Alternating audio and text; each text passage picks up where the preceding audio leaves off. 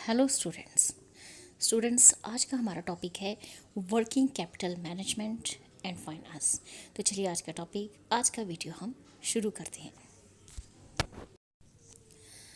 Meaning of working capital. Capital required for business can be classified under to main categories. तो students, जब भी हम कोई business run करते हैं या शुरू करते हैं तो उसके लिए हमें दो तरह की कैपिटल जो है वो चाहिए होती है, और उसको हम दो कैटेगरीज में डिवाइड करते हैं। Number one is fixed capital and second is working capital. Every business needs funds for two purposes, one for its establishment and second is to carry out its day to day operations. तो students, हम कोई भी business अगर run करते हैं तो funds जो है, पैसा जो है, हमें सिर्फ दो पर्पसेस के लिए चाहिए होता है। पहला तो अपने बिजनेस को अच्छे से एस्टेब्लिश करना होता है, और दूसरा जो भी हमारे डेली की ऑपरेशंस होती हैं, चाहे छोटे मोटे खर्चे हैं, चाहे वेजेस हैं, चाहे कुछ बिल्स हैं, तो उन ऑपरेशंस को रन करने के लिए हमें फंड्स की ज़रूरत होती है। Long-term funds are required to create production facilities through purchase of fixed assets such as plant and machinery, land, building and furniture, etc. तो लॉन्ग टर्म फंड्स हमें जो चाहिए होते हैं वो अपनी बिजनेस में प्रोडक्शन करने के लिए चाहिए होते हैं। फिर चाहे वो हमारी परचेज ऑफ फिक्स एसेट्स हो, जैसे कि प्लांट एंड मशीनरी हमें चाहिए होती है, लैंड चाहिए होती है, बिल्डिंग चाहिए, फर्नीचर एक्सेट्रा। तो इसके लिए हमें इन पर्पसेस के लिए हमें लॉन्ग टर्म फंड्स की ज़रूरत होती है। Investment in these assets represent that part of firm's capital which is blocked on a permanent or fixed basis and is called fixed capital. तो इस तरह से जो भी हमारी इन्वेस्टमेंट होती है, चाहे हम प्लांट एंड मशीनरी परचेज़ करें, लैंड परचेज़ करें, बिल्डिंग, फर्नीचर एक्सेट्रा, तो जब भी हम ऐसी चीज़ों में फिक्स्ड एसेट्स में इन्वेस्टमेंट करते हैं तो हमारी जो फर्म की बिजनेस की जो कैपिटल होती है वो इन एसेट्स में परमानेंटली ब्लॉक्ड हो जाती है या फिक्स्ड बेसिस पे ब्लॉक हो जाती है। तो इस कैपिटल को हम कहते हैं fixed capital. Funds are also needed for the short term purposes for the purchase of raw material, payment of wages and other day to day expenses.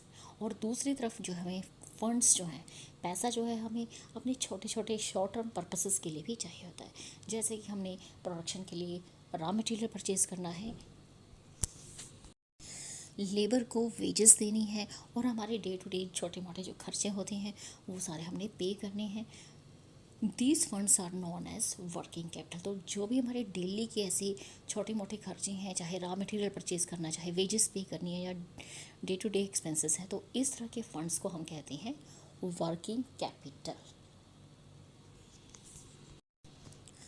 In simple words, working capital refers to that part of the firm's capital which is required for financing short-term or current assets such as cash, marketable securities, debtors and inventories।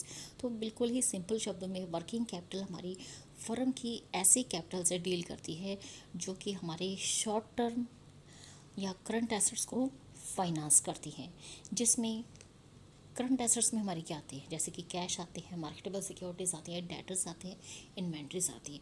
तो इन चीज़ों के लिए जब हमें funds की ज़रूरत पड़ती है तो उसे हम कहते हैं working capital.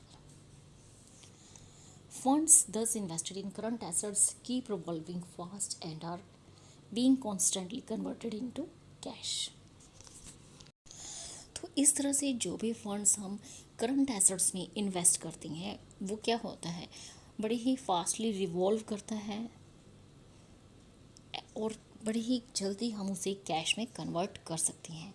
And this cash flows out again in exchange for other current assets. और इसी कैश से हम फिर से अपने नई करंट एसेट्स बना सकते हैं। Hence, it is also known as revolving और सर्कुलेटिंग कैपिटल और शॉर्ट टर्म कैपिटल। तो इस तरह से जो भी हमारी इन्वेस्टमेंट होती है करंट एसेट्स में उसे हम रिवॉल्विंग, सर्कुलेटिंग कैपिटल और शॉर्ट टर्म कैपिटल कहते हैं। तो यहाँ पर नीचे दो डेफिनेशन दे रखी है। One is in the words of Shubin, working capital is amount of funds necessary to cover the cost of operating the enterprise. तो वर्किंग कैपिटल जो है हमारी फंड्स की वो वाली पूंजी होती है जो कि ज़रूरी होती है जिससे कि हम अपनी एंटरप्राइज को रन कर सकते हैं। तो उस कॉस्ट को ये कवर करती है। तो ये होती है हमारी वर्किंग कैपिटल। सेकंड डेफिनेशन है according to Gerstenberg Circulating capital means current assets of a company that are changed in the ordinary course of business from one form to another, as for example from cash to inventories, inventories to receivables and receivables into cash. तो यहाँ पर हमारी जो second definition है according to जेनस्टनबर्ग, तो circulating capital हमारी ऐसी capital होती है जो कि हमारी करंट एसेट्स होती हैं कंपनी की, वो नॉर्मली जो बिज़नेस हमारा जो रन करता है उसमें ऑटोमेटिकली वो एक फॉर्म से दूसरी फॉर्म में वो चेंज हो जाती है। जैसे कि आप एक एग्जांपल देख सकते हैं, हमारे पास कैश है, कैश से हम इन्वेंट्रीज परचेज़ कर सकते हैं, स्टॉक परचेज़ कर सकते हैं, और स्टॉक जो है हमारा बाद में रिसीवेबल्स में कन्वर्ट हो जाता है, और रिसीवेबल्स जो है उससे हमें कैश रिसीव होता है। तो इस तरह से जो भी इन्वेस्टमेंट हम करंट एसेट्स में करते हैं अपनी कंपनीज में, उस इन्वेस्टमेंट को, उस कैपिटल को हम कहते हैं रिवॉल्विंग कैपिटल, सर्कुलेटिंग कैपिटल और शॉर्ट टर्म कैपिटल। तो स्टूडेंट्स, ये था हमारा आज का टॉपिक। इस वीडियो में इतना ही। अगर आप हमारे चैनल पर नए हैं तो प्लीज़ हमारे चैनल को सब्सक्राइब कीजिए और साथ ही हमारे वीडियो को ज़्यादा से ज़्यादा लाइक, शेयर एंड कमेंट कीजिए। Thank you, thanks for watching.